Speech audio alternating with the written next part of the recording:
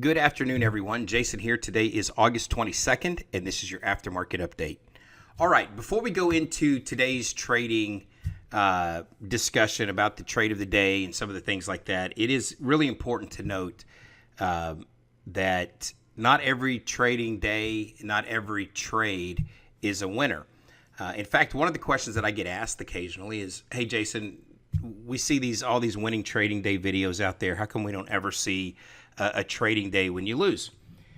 And really the answer is pretty simple. And it's this: there are days when you lose. There are trades when you lose. That is going to happen with every single trader. In fact, we talk about that really to sometimes an annoying degree for our regular room members who understand the philosophy. Not every trade is a winner. Not every day is a winner. Why do we show you these trade of the day videos? There are days where I win that I don't produce a video. But why do I show you the trade of the day videos like I'm going to show you here today? Well, the big reason for that is because I want to show you that reaching out for big targets with small risk is something that you can do if you follow the proper process. In fact, I'm going to pull over some statistics for you in just a minute that I'm going to go through with you to show you that we do lose, right? In fact, we lose and break even more than we win. But when we win big. Like today, it was 160 ticks with a 10-tick stop. So actually 80 ticks times 2 with a 10-tick stop times 2. That's an 8-to-1 risk-reward ratio, and I'm going to show you that video here today. Yesterday, I had a losing day. I could not find the right combination to get into I traded the same way I always do yesterday, and flatly, it just didn't work for me yesterday. But we come back today with one trade and wipe out all of the losers from yesterday, and then some, right? We wipe out all of the losers from yesterday and then stack a whole bunch of nice, large amount of ticks onto today's winning side. And so that is what trading is about. So the question that I get asked is, how come we don't ever see any losing trades from you? Well, this is what it would look like. I'll tell you what it would look like. I got in here long at 46.50, and I got stopped out at 46.40. Okay. So I get in again, and I got in long at 46.60, and it went up 7-8 ticks, and I moved my stop to break even, and it came back and took me out. Okay, I got into this trade here, and I got in at 46.60 again long, and then it came back and took me out at 10 ticks. Now I'm down 20 ticks times 2 contracts. Now, you know what? There's something in the print and the way that the candlesticks have formed up, and I got in at 46.60, and it ran all the way up to 47.20. That's 60 ticks times 2 lots. That's 120 ticks. I was down 40 ticks. Now I'm up 80 ticks on the day. There is a series of losing trades sometimes that go into that actual winner, right? And that happens. But the reason that I show you that trade of the day, and it is always accompanied in the email information that I send out with a screenshot of what the total for the day was. Sometimes, like today, I have one trade and I'm done. Sometimes, like last Friday, I only won 22% of my trades, yet I had a winning day, and because I had one big trade that wiped out all of the losing trades. Okay, so I had that occur on Friday of last week, but I showed you that I didn't just bag that many ticks, right? That I had some losing trades going into it, right? So here's the point. You are going to have losing trades. I'm going to show you videos that show you how, if you apply the system properly, you can hold on for big targets. I get guys come to us all the time and tell us, wow, we've never seen anyone hang on for a target that large, right? That's really what our trading edge is. And I'm going to show you some statistics here that are going to bear witness to that. So we're going to come back here. This is my trader view. This is where I upload all of my information into. And so this is for the month of August, right? We've won 81% of the days that we've traded. We've lost 18%, almost 19%. So as an example, I've had 3 losing days. I've had 13 winning days. Okay. So when I'm winning, I'm only winning on my winning days 48% of my trades. Losing 18% and losing 18 trades or 38%, and scratch trades. But here's the real key number. The average winning trade here is $564, And the average losing trade's $174. So if you get 564 divided by 174, when I'm winning 3-1.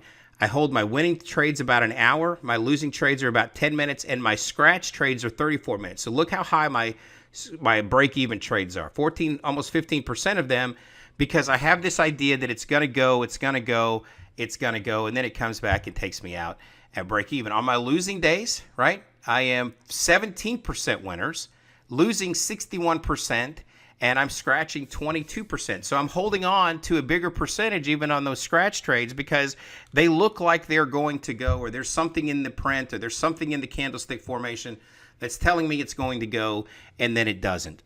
So one thing I want you to know here is even on the time, my losers are always 7 minutes here, 10 minutes here. They're always about, well, this is my winning trades are 6 times longer than my losing trades on the winning days, and it's about 4 times longer on the losing days. So when you are cutting your losers short, this is one of the messages here too. When you're cutting your losers short, throwing them back, you're going to lose or have a high losing percentage.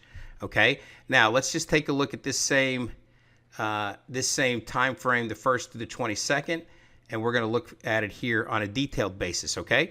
So this is all of the numbers together. So the total gain and loss is 72.65 over that same time period.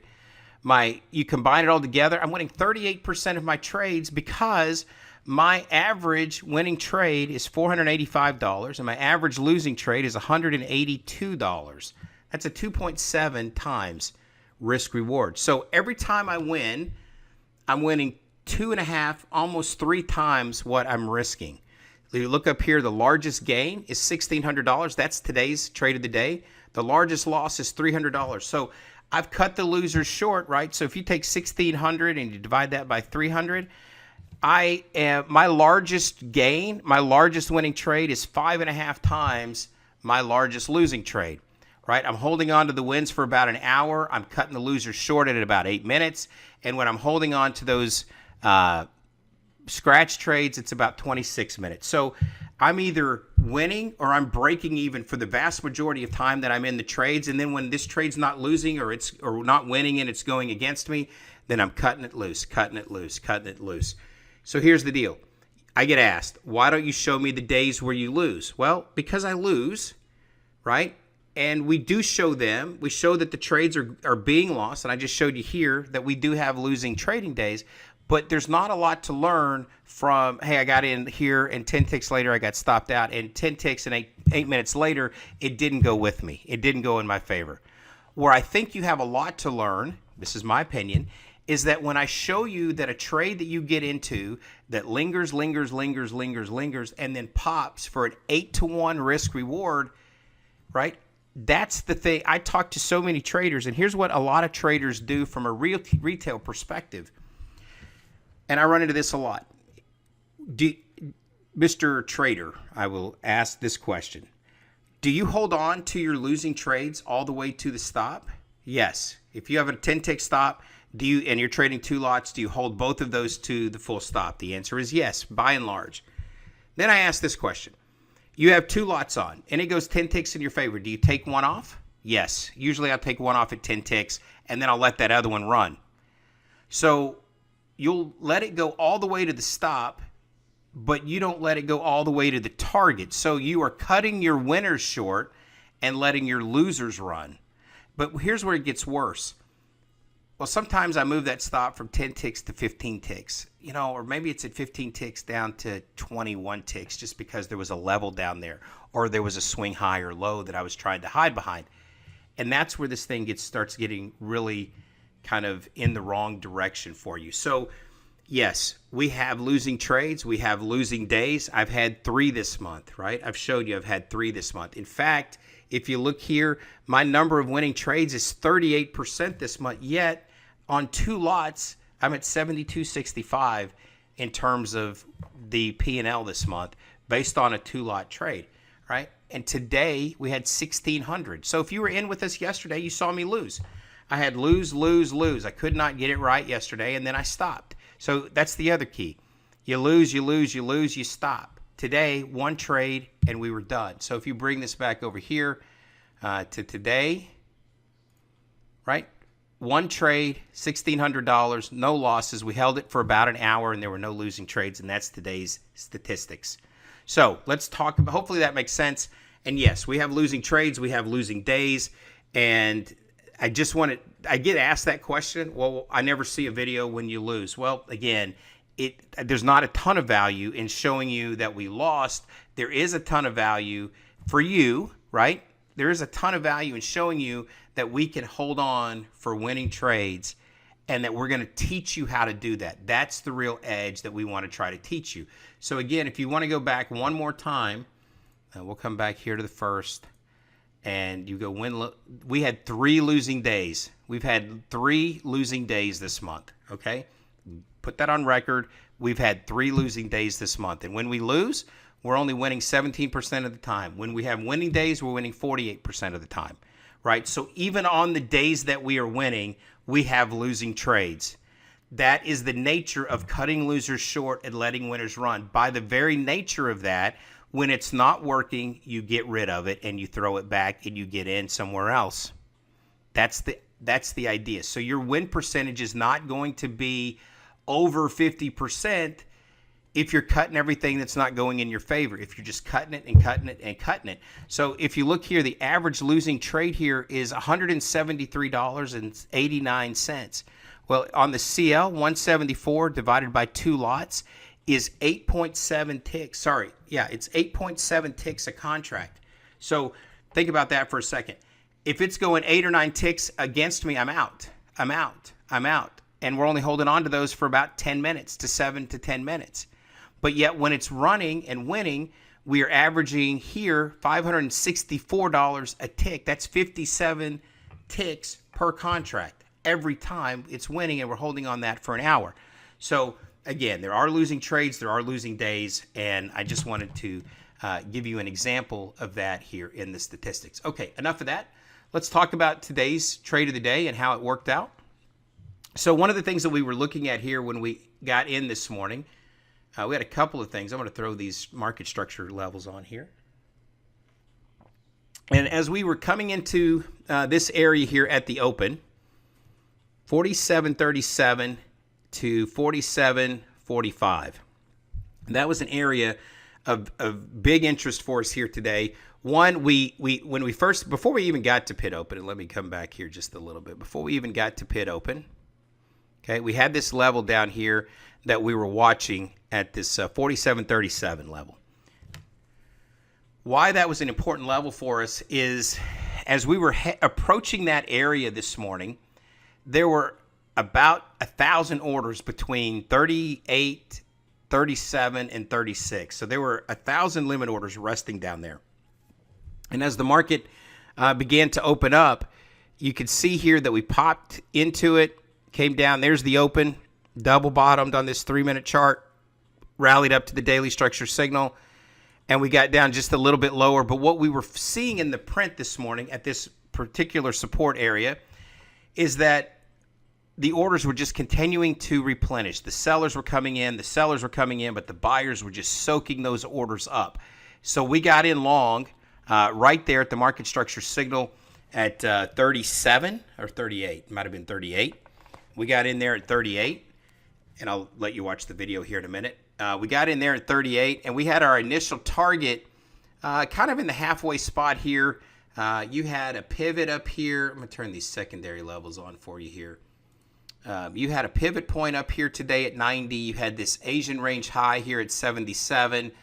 I had this idea that we were going to pause somewhere around this Asian range high, around this pivot area, somewhere in this neighborhood. But one of the things that I said, so I think my initial target that you'll see in the video here was at 47.80. So I thought, first trade of the day, before the open, we're going to stage this thing. First trade of the day, it's going to come down, and a lot of times it hasn't been really moving in the morning, but I think we'll reach out to that area, and then we'll reevaluate what happens when we get up around that Asian range low.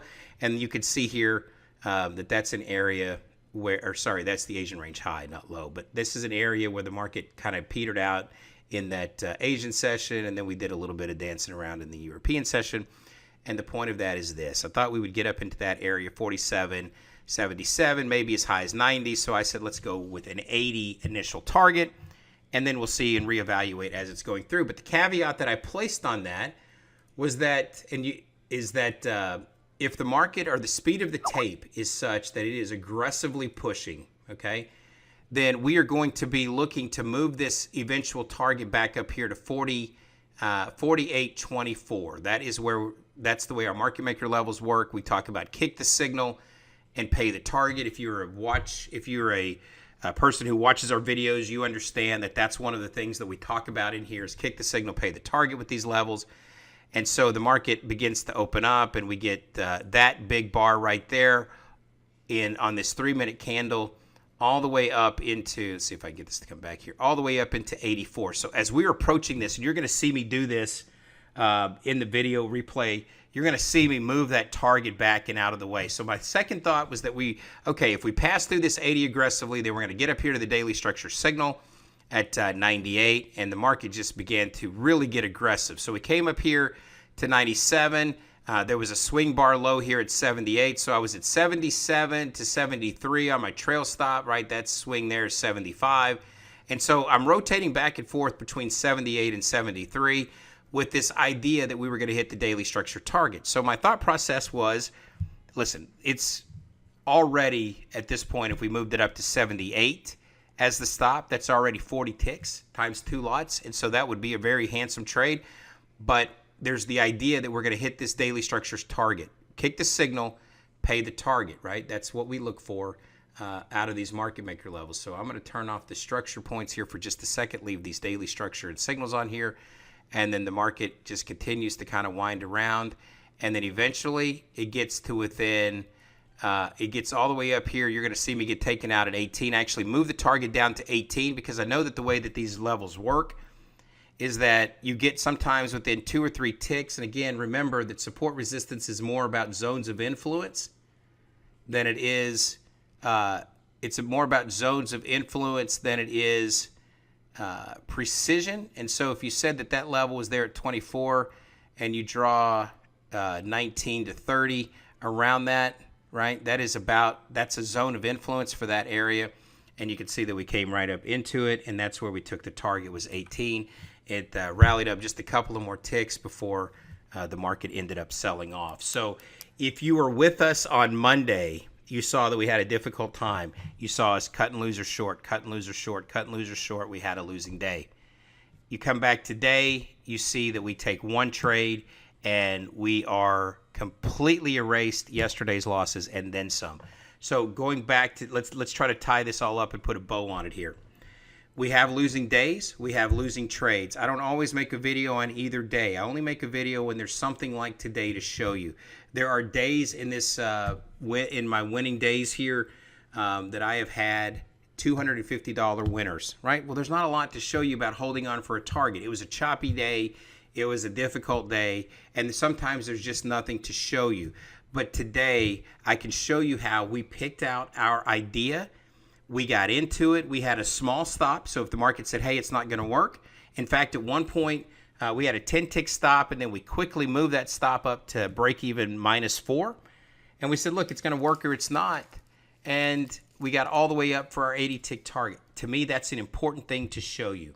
You may disagree with that, but to me, that's an important thing to show you about how, if you learn how to hold on for these bigger targets, you're going to be way more successful in the end with your trading. So having said all of that, I've spent a lot more time talking to you about this than maybe I anticipated I would today, but I think it was a good discussion.